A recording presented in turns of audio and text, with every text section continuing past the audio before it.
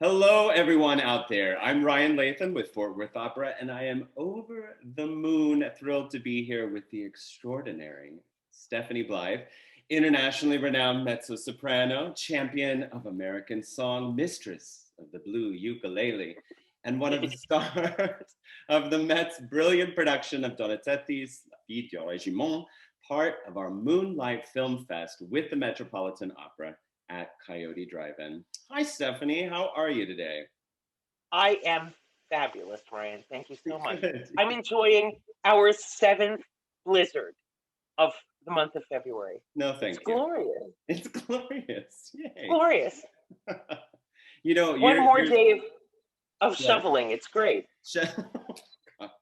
I lived in Rochester, so I get it. No, thank you. Oh No my more God. lake effect. Lake snow, effect. no- Oh, Lake effect. Lake effect. I know. Oh, awful.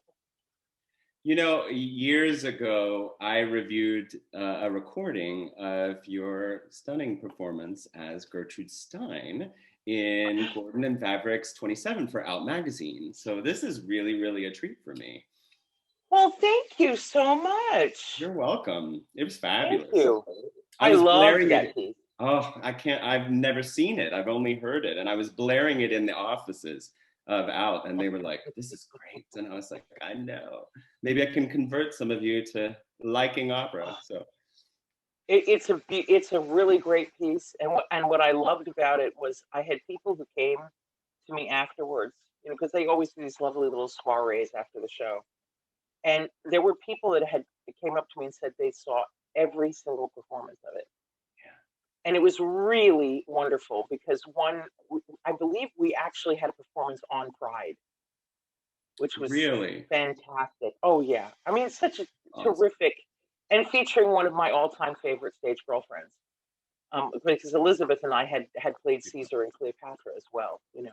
Yeah. So she's divine and a marvelous kisser. So we had the whole thing together. It was fabulous. Well, thank you again for joining me this afternoon. It's my Appreciate it. pleasure.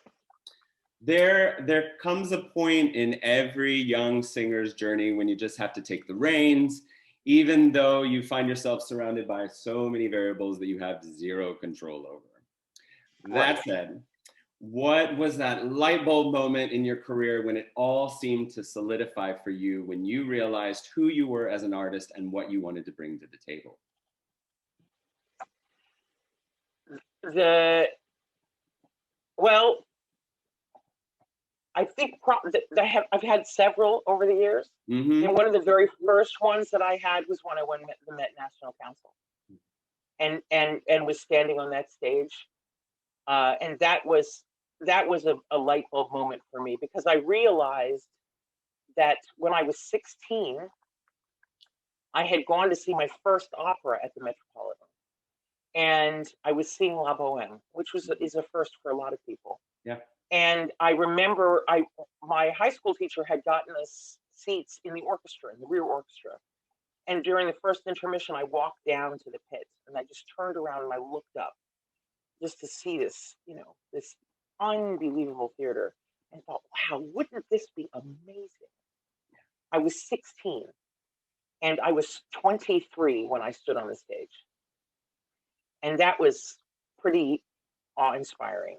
I mean, I sort of knew that this is where I was supposed to be. But the moment that I actually came to the realization that I was a real live bona fide opera singer didn't come until years later. Actually, I was doing my first Azucena in London with Nicola Luisotti in the pit, and we were having our Sitzprobe, and I'm sitting there in front of the fire curtain at Covent Garden, a theater in which I had sung several times before, but this was Trovatore. And this was the album that I listened to nonstop my sophomore or my junior year in college. Just never stopped listening to Condotta e Ranchetti. It was my biggest dream. And here I am sitting in this metal chair in front of the fire curtain at Covent Garden, in front of this orchestra, this magnificent young conductor. singing this score and thinking, holy crap, I'm actually an opera singer. I'm doing this. I'm doing it. And I said this to him afterward. And, he said, yeah, and you're doing it pretty well, too. And I mean, and I had been singing already for at least 7 or 8 years at that time. So that was, but you have these moments over and over and over again. Right. And because it's such a gift, it's such a, and it's wonderful that you have these kind of wake up moments over and over again, because you have to realize what a privilege it is. Sure. It's a privilege to be able to get up and sing for people, and a responsibility, and I adore it. I can't imagine, I can't imagine my life without it. And now I've been performing now for over 25 years, and I still can't quite believe it, even now sometimes. So I'm very lucky. What were some of your favorite moments throughout this particular run of Daughter of the Regiment at the Met? Oh, there were a lot. There were a lot of great moments. First of all, it's such a lovely old-fashioned kind of production, and Wonderful. Yeah. and it's really wonderful. And I adored my costumes, which that may sound really kind of, oh, you like the clothes, but I love the clothes. But what I really loved more than anything was spending time with my cast members, with these unbelievable singers, these wonderful artists, this combination of real seasoned, not everyone was a professional, but I mean seasoned veterans, and then really young artists who are making just an enormous splash. And it was wonderful to work with Pretty. And she's really everything that you think she is on stage as a person. That's exactly what she is. That makes me What you happy see is what you get. Yay. She is absolutely ebullient. She is supportive. She's lovely. She's funny, very, very funny. And Javier is a miraculous singer, beautiful heart, beautiful, just a joyful, wonderful human being. And it was just everything. Everything was lovely, and it was great to meet Kathleen Turner and to spend time with her on stage. And for me, the most enjoyable part of it was the spoken dialogue, because yeah, I absolutely love doing French dialogue, and I didn't think I would. I really love it. So I like doing dialogue full stop. If somebody said, Stephanie, we'd like you to do a play now, I'd say, okay. Yeah, that's what I was going to ask. Yeah. I would love to do a play. I would love it. And because there's just something that's so satisfying about being able to do timing, about being in charge of timing. Yeah. That I really enjoy. But it was such a wonderful, wonderful group of people. And also so amazing to spend time with Met Chorus members. Yeah. I just love the Met Chorus. I love the Met Orchestra. I've known many of these people for 20 plus years. And I grew up in that house as a young artist. And so, we feel like we have something invested in each other. It's a family. And that's why this time period has been really difficult, because it's so hard to see people that you love hurting.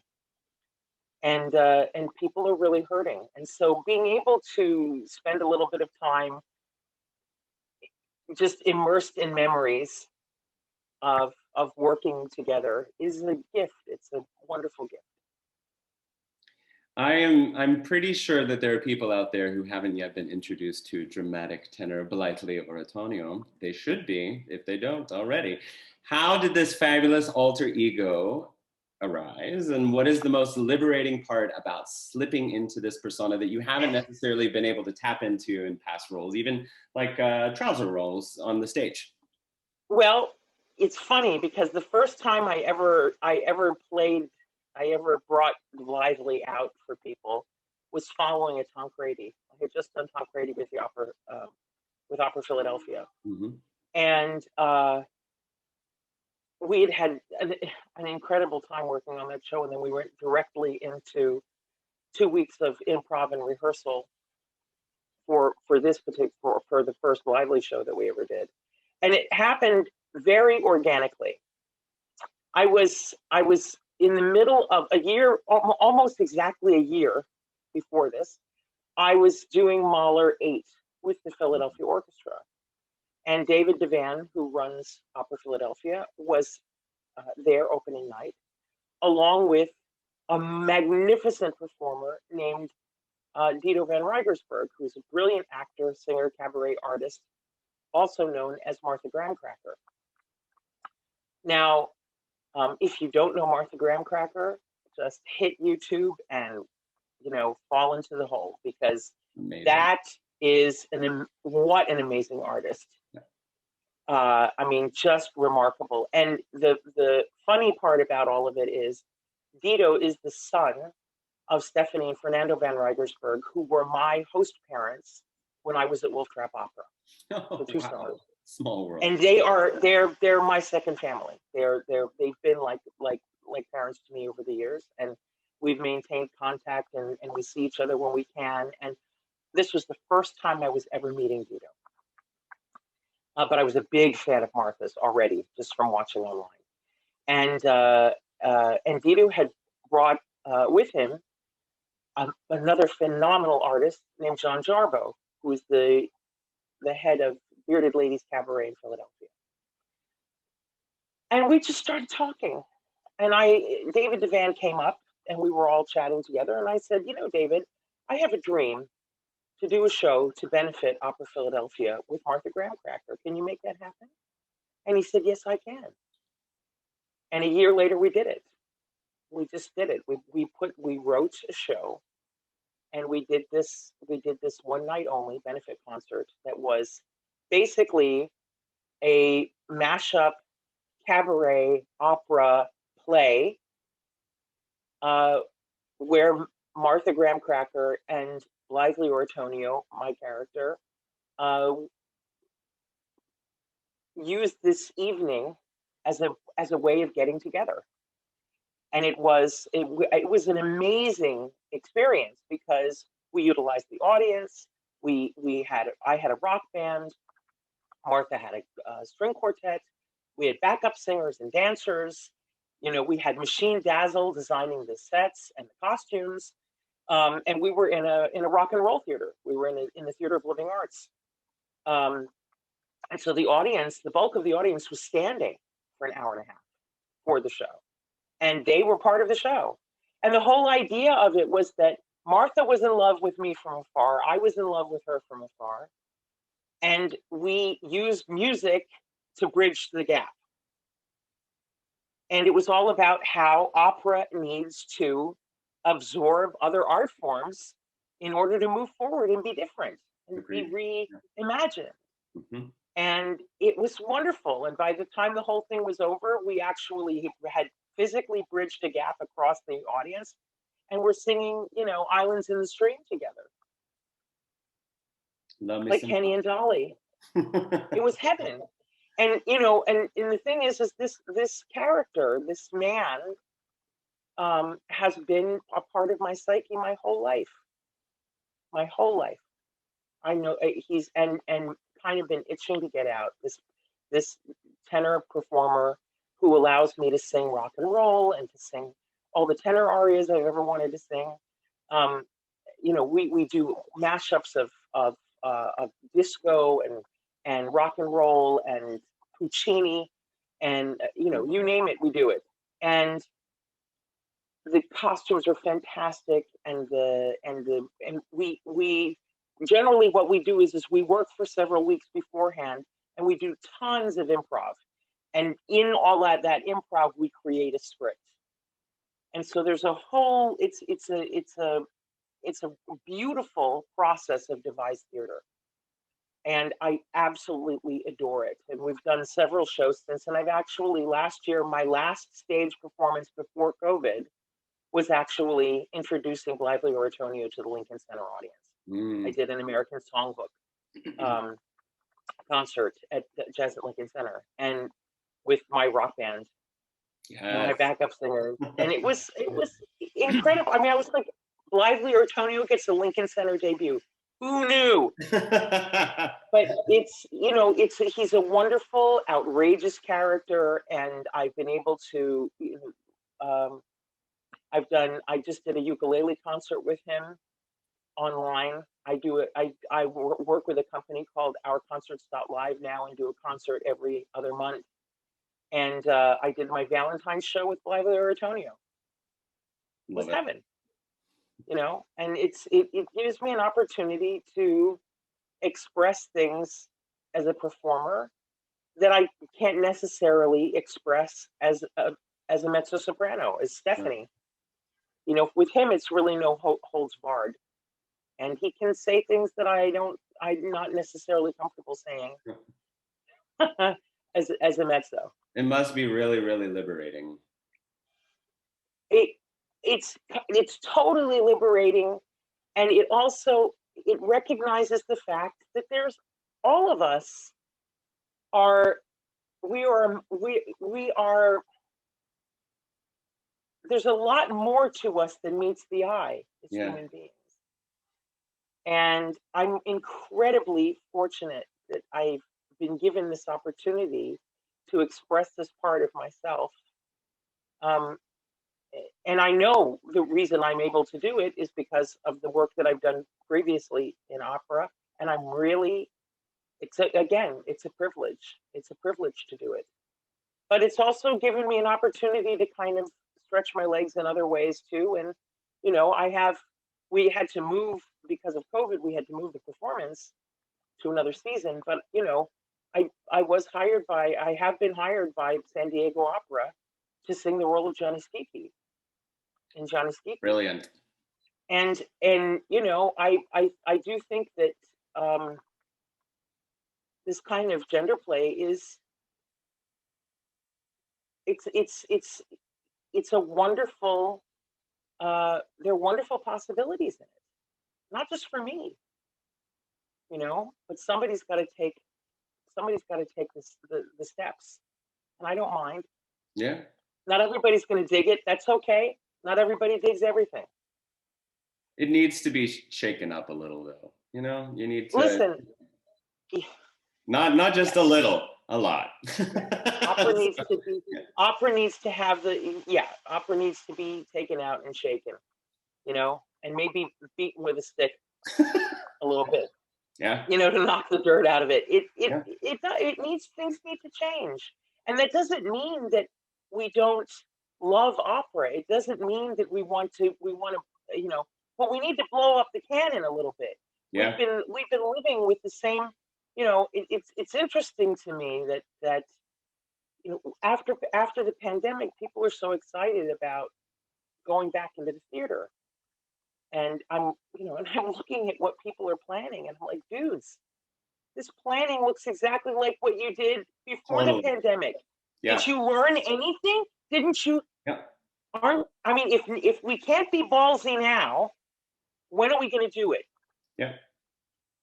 So, I would really love for some of the pieces that we consider to be chestnuts in the canon to just be wrapped up very carefully in blankets, a little bubble wrap, and put in a hope chest for a few years.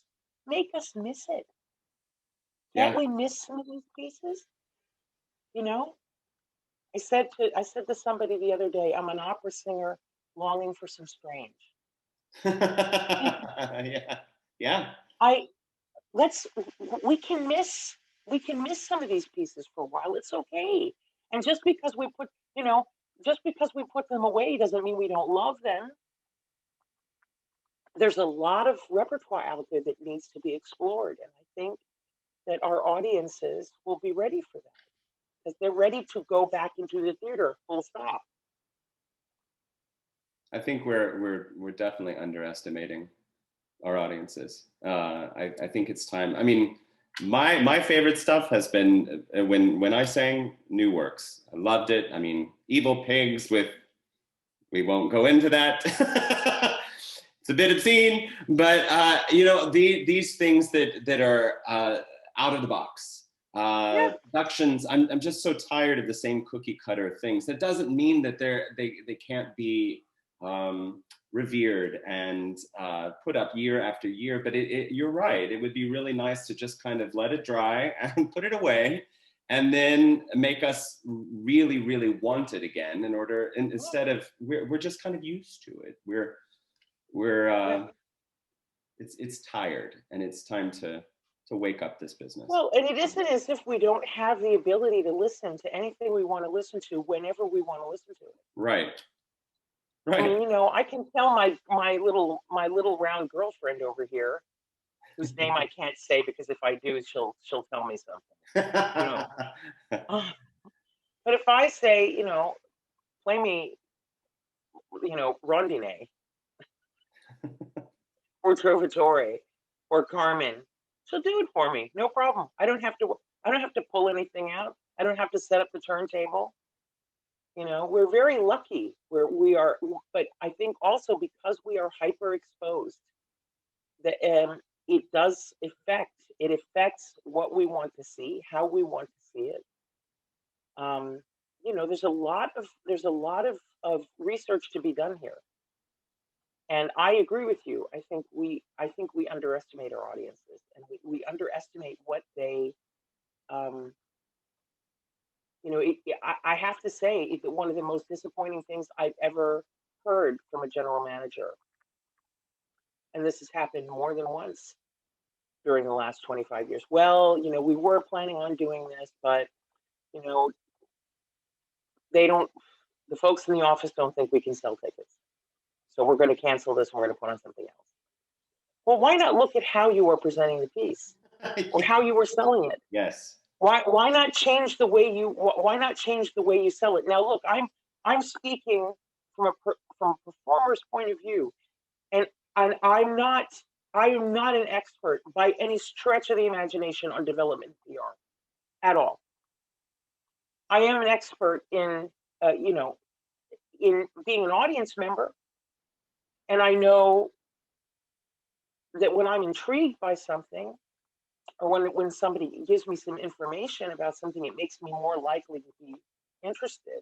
But to just go carte blanche and say, well, you know, we couldn't, you know, they're anticipating we won't sell enough tickets, so we have to you know, buy out the entire cast and hire a whole new cast for an entirely different opera. You know, and as a performer, I don't envy that job of anybody. I do not envy it. That is an unbelievable responsibility. And I admire general managers so much because they really put a lot on the line. But I do think that we need to, there's a lot, like I say, there's a lot of research that needs to be done. We need to think very, very carefully about the next steps that we take as performers. And also, I think performers need to think a lot about what their next steps are, because I do believe, and I've said this many times over the last year, that the next step for our art form is for artists to get involved. You know, is for artists to put together projects and for them to be more enterprising, and for artists to work with different presenters on different things. Because that's where there's an awful lot of stuff we can do. And when singers are passionate about something, you know, David Devanna said this many times to me, you know, when singers are part of the actual process, the performing is infinitely better. Yeah. Oh, it's elevated unbelievably because there's a passion behind it, you know. And there are a lot of artists out there who have really interesting things to say. So there you have it. It's time for people's colors to be unmuted, if you will. I'm really, you know, given the chance to actually create, to bring their personality, their joie de vivre, whatever it is, their essence to the table. And how about their history? Exactly. Yeah. How about their own personal history? How about their cultural history? Yeah. Everything needs to come to the table. and it will only make things better. Yeah. But we're very protective because we're so afraid of being eliminated or Yeah. seen as not relevant.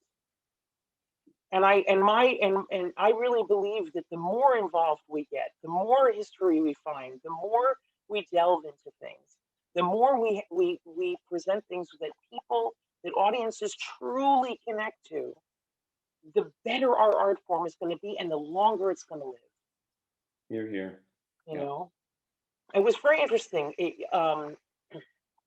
Kathy Bates was doing an interview with James Lipton, one of them, inside the Actors Studios Yeah. years ago. And she was talking about how she felt like audiences were getting a less than nutritious meal far too often from the arts, from television, from movies, from stage. And I agree. We cannot starve our audiences in any way. And that means that we have to feed not just feed their ears, but their psyches, their intelligence, their emotions. We have a lot to offer, and we shouldn't limit ourselves. And I want to see new stories on the stage. I don't want to see the same old Yeah. stories. I want to see stories from all different ethnicities, backgrounds, sexuality, etc. I want Absolutely. to see the full spectrum. I'm tired of seeing this little boxed in idea of what this art form is and should be. Right. And it'd be so much more interesting. Seasons will be much more interesting. I mean, Absolutely. it would be so much more gratifying for me, who's really, really passionate about opera, to be able to sell something that is a season that is varietous, that is a little bit of this, all these different stories, instead of what people expect. So, well, we need a smorgasbord. Yeah. And I just think that we need to it's very interesting. I feel like we talk a lot about outreach, we talk a lot about community, and in large part we've led a life with a very insulated community. Yeah. Of reaching out to people where it wasn't true outreach. Right. And part of that is looking around you and saying, okay, who's here? And who's here? Who are we inviting to the table? And if we say we truly want a full spectrum audience, then that's what we have to offer them. That's right. That's right. And it will only create better artists. Yeah. Yeah. We have to demand more of our artists as well. The way we train has to be different. It's actually a really, really exciting time. It's scary, but it's exciting. And every time, if you look at history, every time things get scary, really scary, a big development happens. Because people get inventive. There were a lot of things that were developed in the last global pandemic. Yeah. And everything that's happened last year, everything that's transpired since then, it seems like there's a rebirth of ideas of filling the bonds from the past just kind of fall away, and people are like, I really want to try this. There's that feeling of of experimentation that hasn't. Is that a word? Yes, it is. No. Yeah. And it's so refreshing. Right. It's so and open dialogue about inequity and racial injustice and about the things that are going on in this business that have been completely just kind of glossed over, and people are they talk about it with hushed tones, and I'm ready for everything to just be like out there. Well, because I agree with you, but people are always going to want to go to safety. Yeah, I know. And go to what feels natural and normal to them. Normal. The big, and I agree with you that there's some really amazing conversations are happening, and some things are changing, and it's wonderful. The only thing I'm afraid of is that when we're finished with this pandemic and people can finally go back into theaters, that things go back to the way they were. Yeah. That's the only thing I'm afraid of. We God, I can't hope. stop having the conversations. We can't stop changing. We can't stop moving forward. It would be and to me it would be the biggest sin, because it would be a waste of all this time that we have spent. You know, and I mean in this grand scheme of things, it's a piss in the ocean for Yeah. the time we should have been spending. But to relinquish that would be a huge sin. So it's important that we don't go and reach back into fear and let that, you know, be the thing that governs us. We can't. I said that at some point earlier this year, that we can't lean back into fear.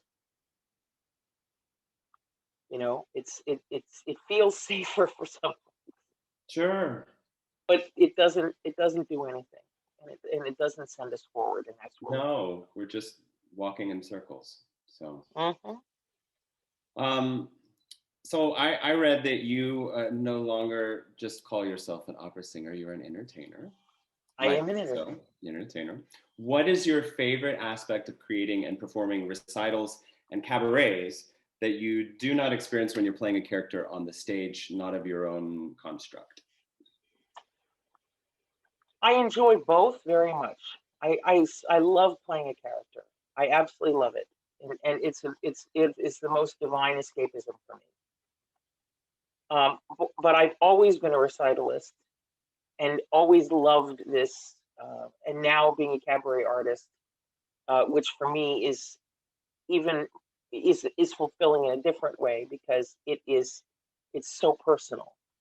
It's become very personal, and for me, recitals are all now leaning toward cabaret. I talk a lot in my recitals, and I'm not as much as I do in a cabaret, but I do talk, and do recitation and things like that. I don't present text anymore. I recite the text before we perform it, Love that. because I want the most active experience as possible for the audience. I like it because it allows me to be more thoughtful and to find ways to really connect with the audience in uh, very specific ways. And it also enables me to feed the nostalgia part of who I am, which is a very big part of who I am. I you know, I to I love to create atmosphere with music, and I love giving the audience an opportunity to experience their memories and their to re-experience experiences, and they're not all great. Some of Yeah. them are doorways to some really sad memories, but even in that, this active communication is really wonderful. I wish opera had more of it. If it was up to me, opera would be done in the round. I would Love have that. the audience so close to the singers that you could touch them, because when you are near a trained voice, It's exhilarating. Oh, yeah, it's exhilarating. yeah. I mean, and I always liken it to the first time I ever stood next to Pavarotti singing. I mean, it was like in every I'm not the only person who had this experience. Many people have talked and written about it. That there was just something visceral about the power and beauty and core of that sound. And when audience members experience that really close up, I wish every audience member could experience what it's like sitting in front of an orchestra playing Mahler 8. Oh, yeah. That's one of my, I mean, the first time I ever sang Mahler 8 was with Michael Tilson Thomas, years and years ago, with the San Francisco Symphony. I will never forget that experience. Never. I will never forget this, just the sonic boom that created in my soul. And I wish that people were able to experience sound that way. And I think that I think the closer we get to our audience, the better off we're going to be. And they will experience As a music in a performer, completely though, different way. don't I mean, like that was always my favorite kind of theater. Yeah. Whether it was doing straight plays or singing opera or musical theater, I Yeah, loved being close so that that connection, because so many absolutely. times, you know, you're just, there's this great divide between the audience, the orchestra, and you know, and Yeah, it's so nice to just be close and connect with your fellow men and women. And yeah. yeah, And it's not, it is the thing is I had this experience in Houston after all the flooding, you know, yeah, and when the whole house had to close, and we were we were singing in a convention hall, and we were doing Julius Caesar. The orchestra was behind us with Patrick Summers conducting, and the audience was literally 5 feet away at oh, some point. love it. 5 feet, and we had been asked to treat it like there was a pit. We'd been asked to treat it like they were separate from us, and I couldn't. It was so hard not to look those folks, not to sing something like Privason after seeing my husband's head handed to me in a platter, to look into the eye of an audience member and allow them to see and feel and hear this unbelievable sadness and desperation, or incredible joy. In opera, the emotions run the gamut. We talk about how dramatic opera is, but really, any opera is going to have a smattering of everything in it, or most. Maybe not so much comedy, but the whole, the whole range. And to be able to sing and feel that connected to the audience in an opera is heaven. It's so wonderful. It was like doing 27 Yeah. at St. Louis. When I mean, at one point, Alice Toklas is handing out crackers and cheese to the audience. I mean, it was heaven. It was heaven. How did the blue uke come into the picture? Oh, now my first ukulele was given to me by my collaborative partner Craig Terry, because we had written a show about Kate Smith, Oh yeah. and had done this show for Lincoln Center, at Jazz at Lincoln Center. And I had said to Craig, I mean, in that show we did all over the country. We've done probably 40 of those shows, and it was the first cabaret show that I ever wrote, and we arranged the music together. And Craig, I had said to him, a lot of these songs, these Tin Pan Alley songs we were doing, had been written on the ukulele. And so wouldn't it be interesting if I learned to play just one song on the ukulele? And opening night, 2011, I think it was February, he gave me my first ukulele as an opening night gift, which was lovely. So And it was a beautiful little soprano ukulele. And I was like, these hands, soprano ukulele. It's like, play the piccolo, Stephanie. And I used to play the piccolo. And so I thought, well, I'm never going to be able to play this. And I put it away. And a couple summers later, I brought it with me to Tanglewood, where I was teaching. And I thought, well, I'll learn a few chords, see what happens. And I tuned the thing, and my G string broke. Oh. And I thought, well, this is a sign. But later on in the summer, I got frustrated because I really wanted to try. So I ordered a tenor ukulele on Amazon, which arrived a couple days later. Well, 14 ukuleles later,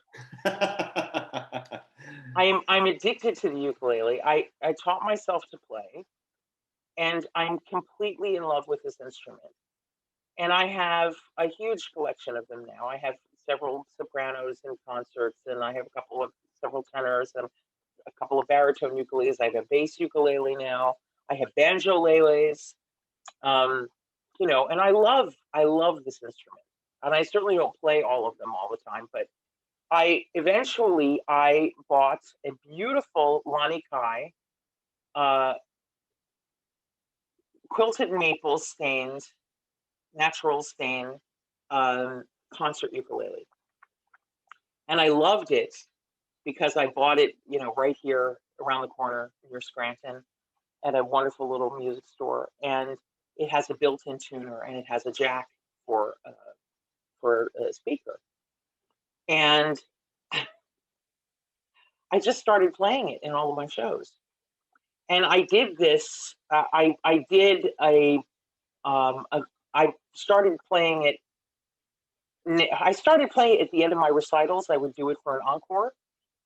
Um, and then I started playing it as Blythely. So Blythely also plays the ukulele. And I was doing a show with a group called Resonant Bodies in Brooklyn. Okay. This would have been September before last. And it was filmed, and it ended up going on to onto online. And I get an email later on from Lani Kai Ukuleles, from the representative of Lani Kai Ukuleles. And he said, I just noticed that, we love, what you do. And I had already started putting ukulele videos online. I've been doing that for like the last 4 years. Not as much as I do now, but, and he said, I noticed you play a Lani Kai. And I said, I love it. It's my favorite ukulele. And it is. I mean, that little concert, I adored playing it because it always stayed in tune. I love the sound, and it was easy for me to play.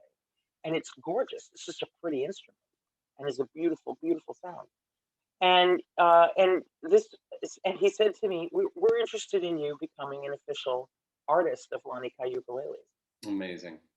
And I'm like, now you do realize I'm a self-taught ukulelist, and I'm really, I play the chords. But there's a lot of people who play a hell of a lot better than me. So that doesn't matter. You play our instrument.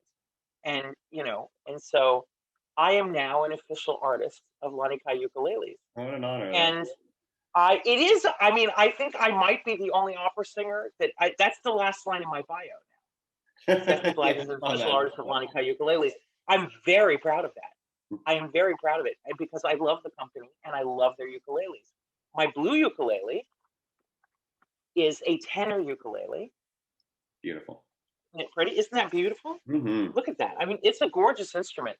And it was part of my compensation for this. And I love that instrument, and it's the only one I play now. I just love it, and now I'm known by my fans as being, the lover of the blue Lani Kai. It's beautiful. They also come in purple and red.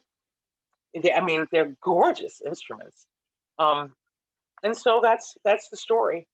And I have to say that the ukulele has become an incredibly important part of my life. I never expected it to be so, but it's connected me to music that I've loved my whole life.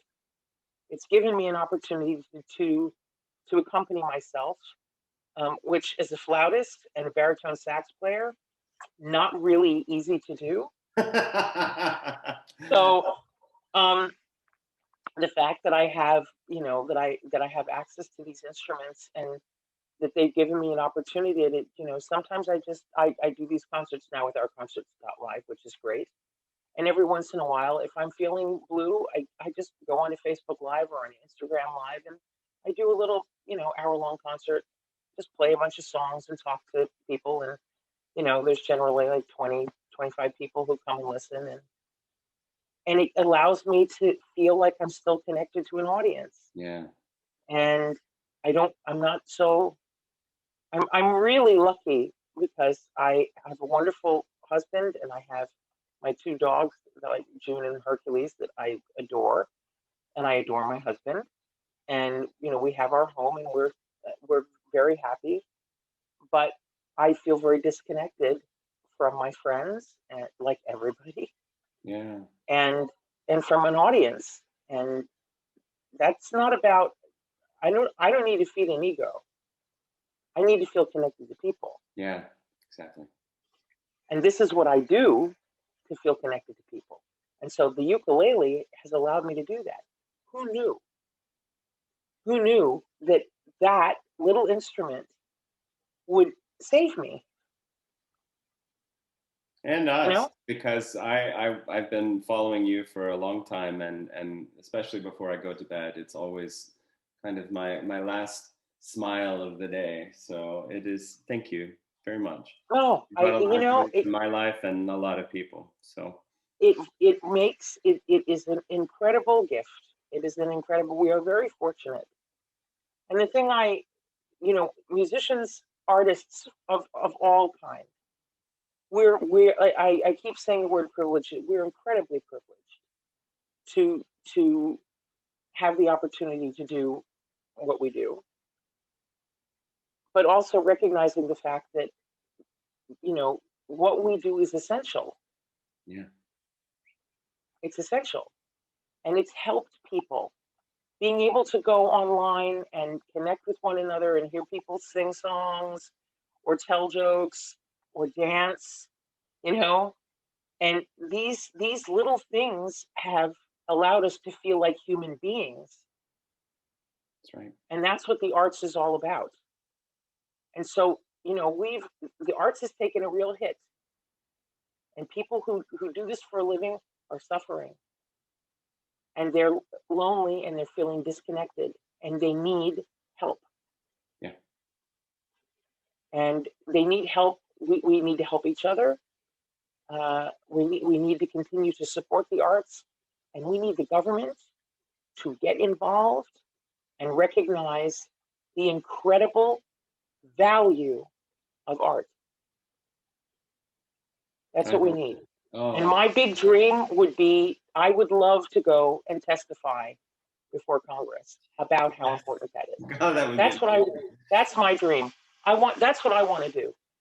I want to be the Mr. Rogers Yes, that's of exactly what I opera. was thinking. Yeah, yeah. You know, Hmm. because we need people. It's not fluff. This is not fluff. What do people do when they feel lost? You go to Twitter, and I really love Twitter. I never thought that I would, but I really do love it. And you go and look at what people write and the questions that they ask. And you'll see over and over again, you'll see chatter about movies, about plays, about musicals, about opera, about orchestras. About people talk about this because it's something that brings them together. People rarely get uh, people rarely get crazy, like insurrection crazy about music. They love it, and they're passionate about it, but they don't become boobs over it. You know what I mean? Yeah, totally, It's totally. art is something that brings us together. Occasionally, you'll have a piece of art that people find, you know, objectionable, and then a little persiflage will be aired. But for the most part, art is something that brings people together, and so that is something that we need to really capitalize on right When you are not performing, you serve as the artistic director of the graduate vocal arts program at Bard College. I now. have wonderful memories of that, performing with Our Lady J at the Spiegel tent. This is a beautiful, beautiful, Oh, so pretty up there. what a great venue! If there is one golden piece of advice you could give the young singers who pass through your door, what would that be? I think the be curious, Yeah, be curious. You know, don't. We talk. There's certain phrases that I think we need to put in that hope chest along with some of our opera friends for a little while, like outside the box and unprecedented. Those phrases will need to be. We need to find new phrases You're right. Yeah. Those are pretty, they've been beaten to death. But that being said, I think it's And I'm guilty. important not, I've used them. So right, me too, all yeah, the time. yeah, yeah. All the time. But I think that the most important thing is that young artists recognize that they have a responsibility to be curious. They have a responsibility to their to their to their medium, whatever that is. They're painters or dancers or violinists or singers, whatever it is. There's a responsibility to be curious. There's a responsibility to be um, to to be really good at what you do, to really work at what you do, and then to get out there and see what there is and how you can contribute.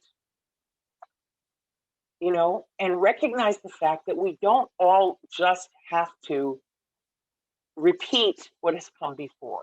We can do something new, even if it's something new with something that's come before. I am determined in the next 5 years, I am determined to form a Baroque jug band. It will happen. It will happen. All I want. I just need to get Anthony Roth Costanzo to play the comb, and I'm there. Right? Wow. There. Amazing. I'm here to. This is. But I mean, that sounds silly, but it's little things like that Blythely Oratonio was born from. Right. And that's a pipe dream. That's a kid singing into a brush at 11 years old, singing Rick Springfield into her parents' bedroom mirror with a hairbrush. It can happen. It can happen. But you have to be curious, and you have to, and also recognize that your voice matters. It matters. Your thoughts matter. Yeah. And I think that that's what I want them to understand. It's important to have good foundation. It's important to have great technique. It's important to know your history. It's important to know your ancestry. Your ancestry isn't just your blood. Your ancestry is what you do and where it came from. Right. In its totality. And Absolutely. when you know that, anything can happen. Anything is possible. And it's scary, but that's when art happens. That's when connection happens, because it means something. So that's what I hope for every student, to just be curious. Well, thank you, one, for making me grin from ear to ear during this entire time. This has been such a pleasure for me, and absolute honor. For me. Thank you for sharing your time, your warmth, and your fabulous stories with us, me, and with everybody else.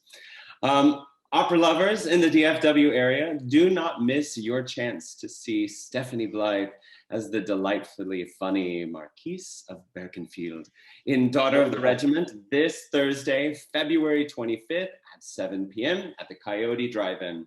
Visit fwopera.org to get your Moonlight Film Fest tickets today. Thank you so much, Stephanie. Oh, no. It's a great pleasure. Thanks, Ryan. Thank you.